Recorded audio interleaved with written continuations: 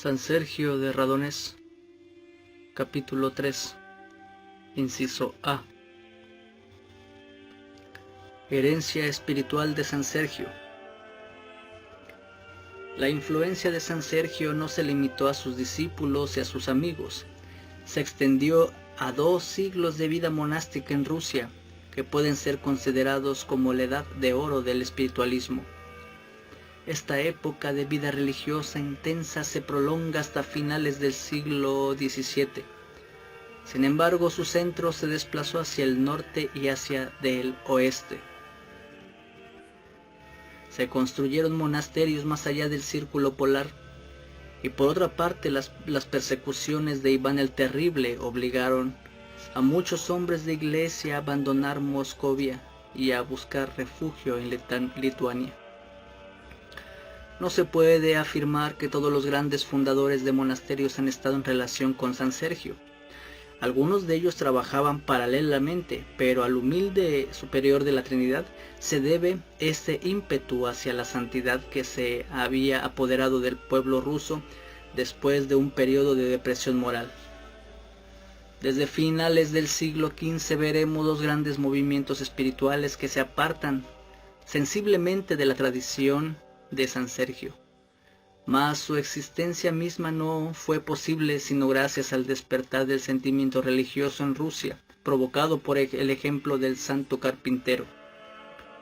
San Pafnuncio de Borodsk se encuentra en el origen de una línea de ascetas severos que daría nacimiento al movimiento de los intransigentes.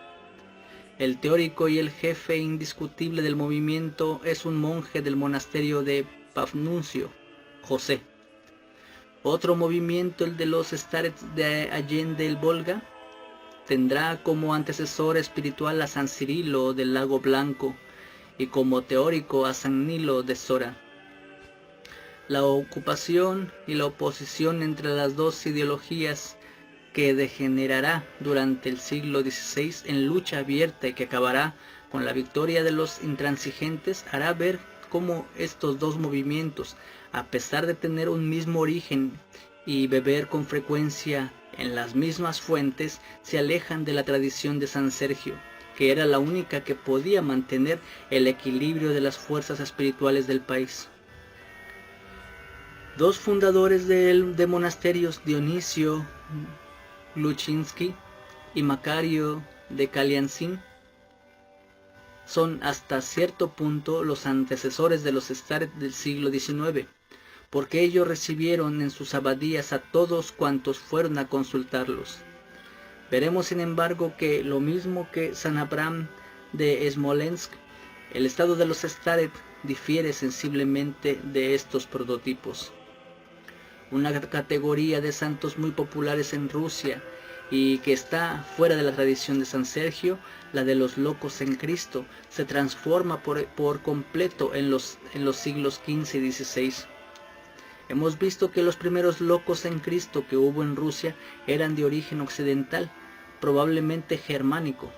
Los de la época de que hablamos son mucho más humanos y su papel es netamente más social. Toman sobre ellos la carga de la locura, a fin de poder acusar a los que gobiernan o a los que abusan de su poder. San Basilio de Moscú será conciencia viva de Iván el Terrible, que le honrará a pesar de sus acusaciones y lo llevará él mismo a su tumba en la iglesia de la Protección de la Santísima Virgen de la Gran Plaza de Moscú.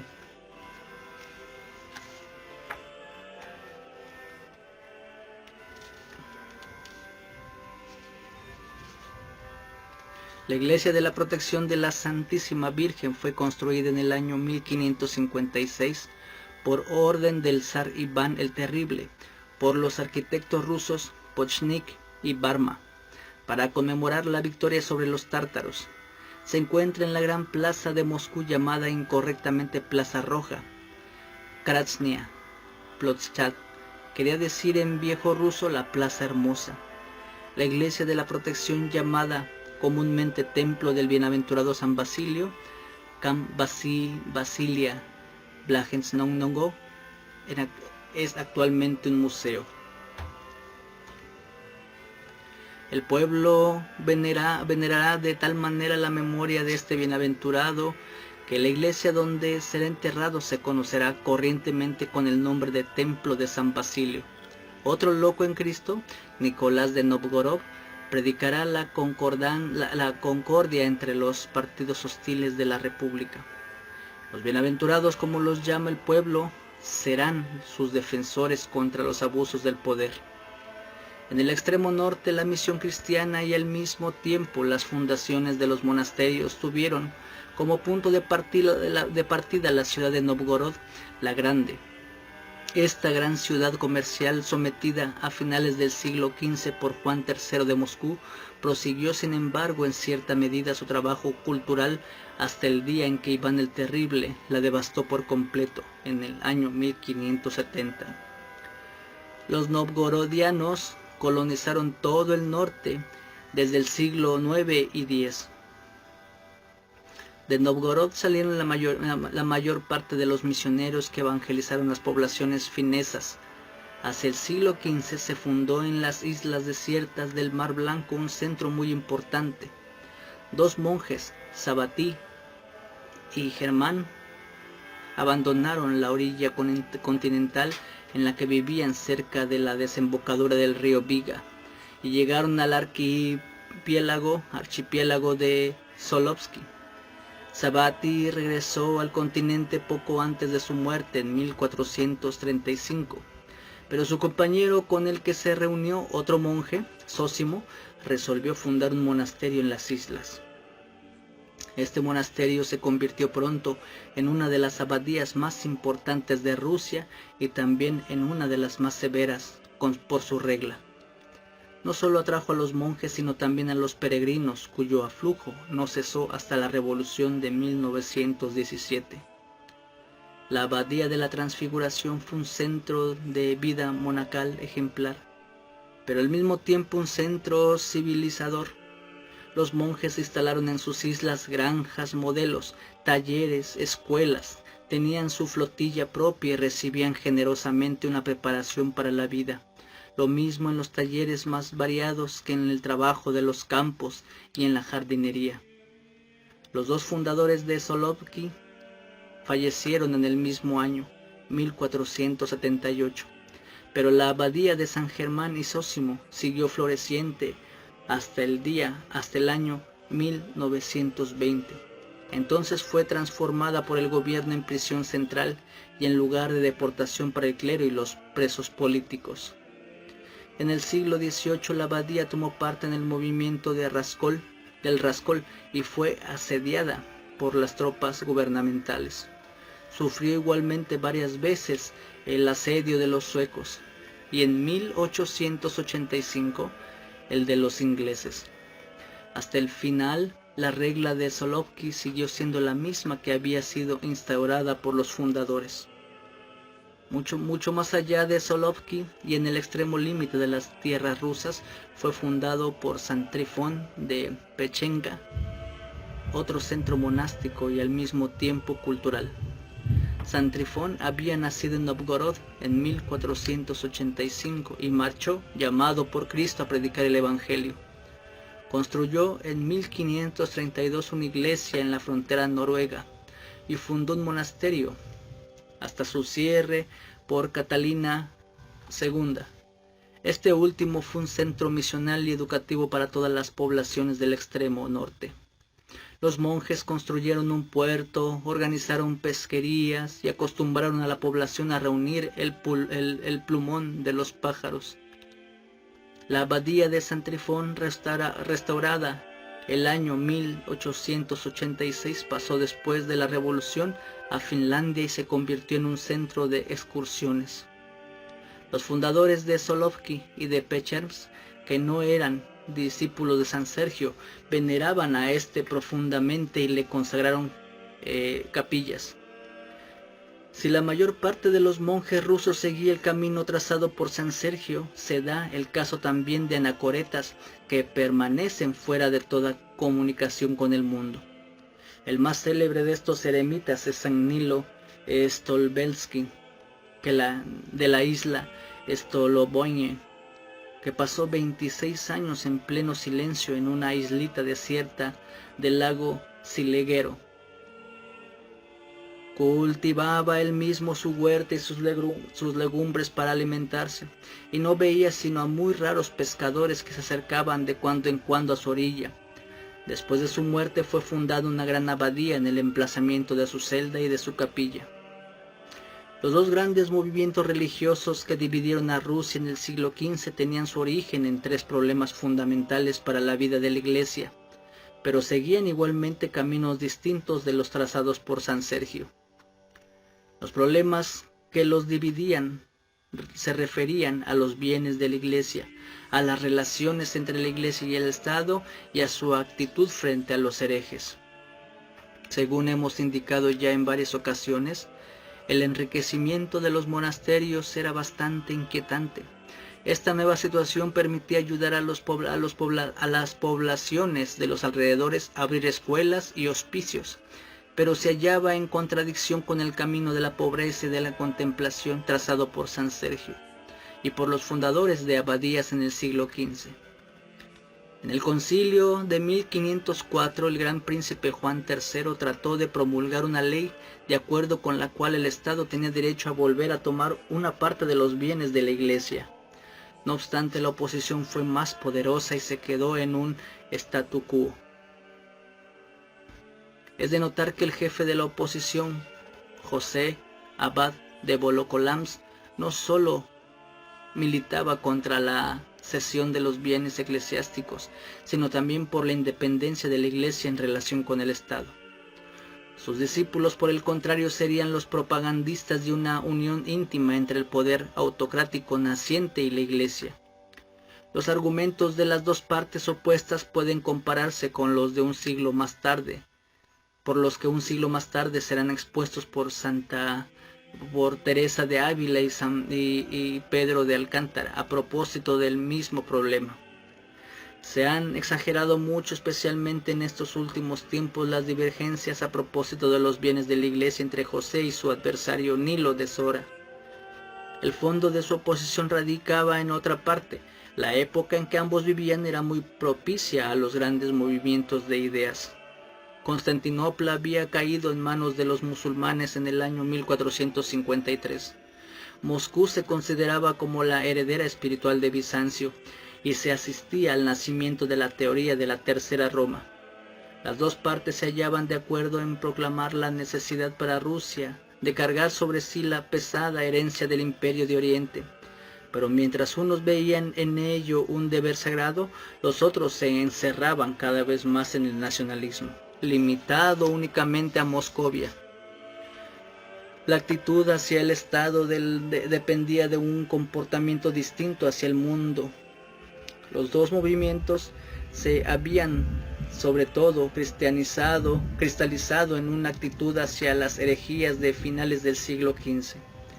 El movimiento racionalista que estalló en Novgorod en 1471 y que tomó muy pronto grandes proporciones, se le llama corrientemente herejía de los judaizantes. Su origen sigue siendo bastante misterioso. Es posible que sufriera la influencia del movimiento husita, pero sus lazos con la filosofía árabe judía son más ciertos. Los libros de Maimónides, de Averroes, de Manuel ben Jacob figuraban entre los textos gratos a los judaizantes. Esos últimos eran deístas, pero negaban la Trinidad, la Iglesia, los sacramentos y no reconocían jerarquía alguna. Condenados por el concilio de 1490, prosiguieron en sus actividades hasta 1504 y se asentaron bastante sólidamente en Moscú entre las relaciones del gran duque, reclutando muchos simpatizantes en las filas del clero.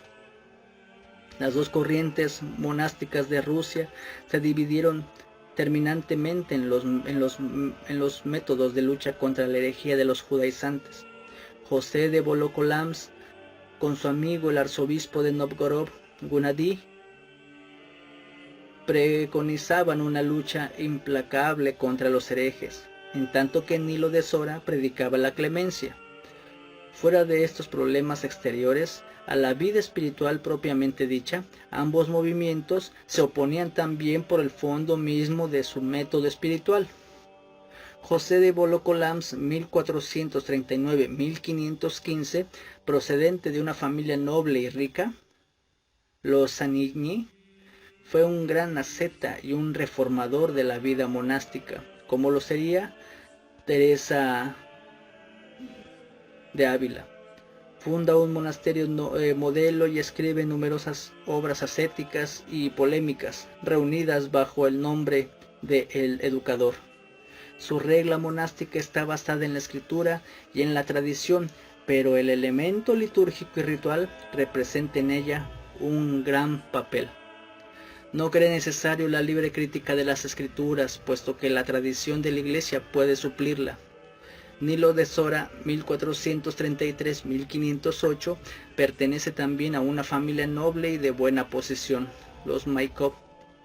No siguió la tradición del monasticismo ruso, sino que marchó desde el principio al monte Athos, donde se impregnó del espiritualismo griego contemporáneo y de las ideas esicastas. A su regreso a Rusia, fundó en la región del Lago Blanco un esquit pequeño eremitorio, al modo de los esquits del Monte Santo. Introdujo una regla muy severa, pero completamente distinta de la de San Teodosio y de la de San Sergio. Los monjes no deben vivir nunca más de 3 juntos, y conservan su independencia en una vida contemplativa. No existe vida en común y es preciso tener los menores contactos posibles con el mundo.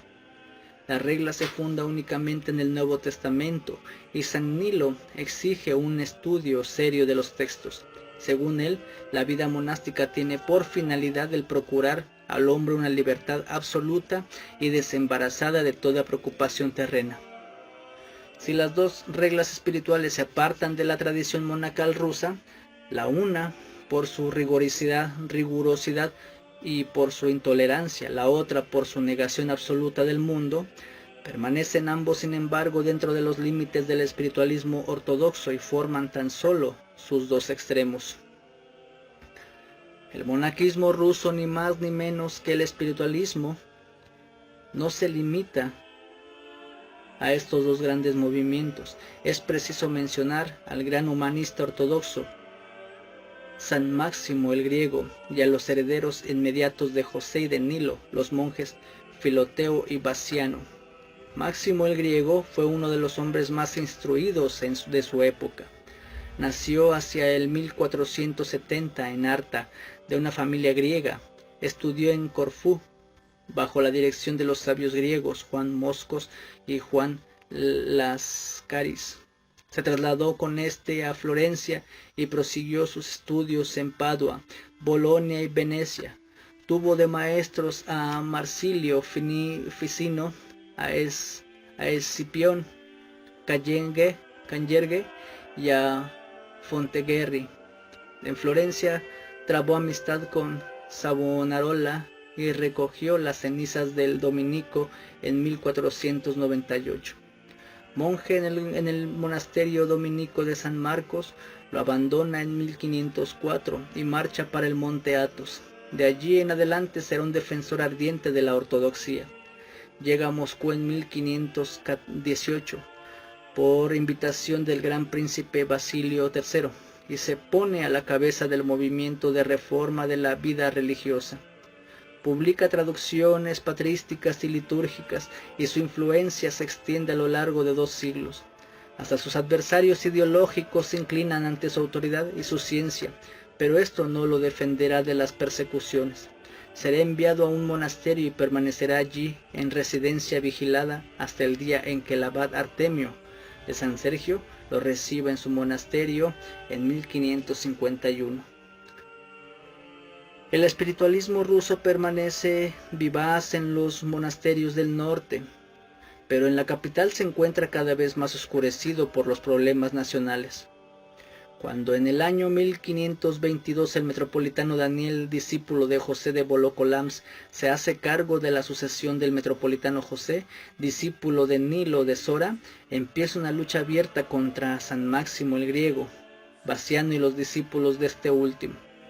Los esquí de más allá del Volga son cerrados y la tendencia estatista se sobrepone definitivamente a la de los contemplativos. La idea de la Rusia Tercera Roma, protectora de los cristianos orientales, degenera muy pronto en una Tercera Roma moscovita, única en profesar la ortodoxia y que considera a todos los demás pueblos como afectados de herejía. Esta ideología religiosa corre parejas con la elaboración de una base religiosa para el absolutismo de Basilio III, que rompe con la tradición histórica del poder principesco.